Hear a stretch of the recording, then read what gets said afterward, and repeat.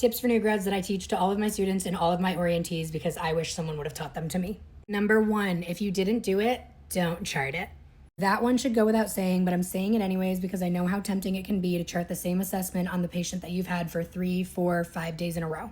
Just because nothing has changed with that patient in the past 3 shifts that you've had them doesn't mean something won't change today. They're not in the hospital because they're healthy and everything's going great and everything is staying the same. Just remember, in a moment, it can all go boom.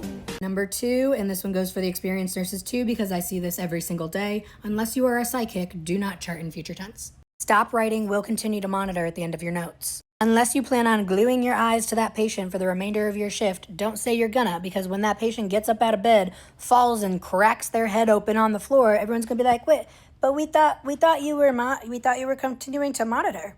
You weren't monitoring them? You said you were." And I know that sounds silly, like who would even assume that a nurse would have the ability to watch one single patient their entire shift? That's preposterous, but I'll tell you who, the law, that's who.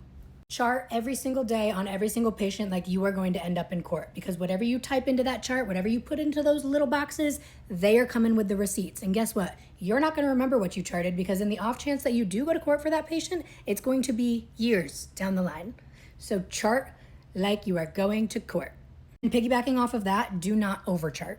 So if something is within normal limits or within defined limits or whatever phrase your facility uses, that's it. That's all we need to know. You don't need to go into every single little box charting all of the normal things. Because once again, if you end up in court and they bring up something that you charted was normal that didn't end up being normal, it now goes from "I missed that" to "I wrongly assessed and wrongly documented that."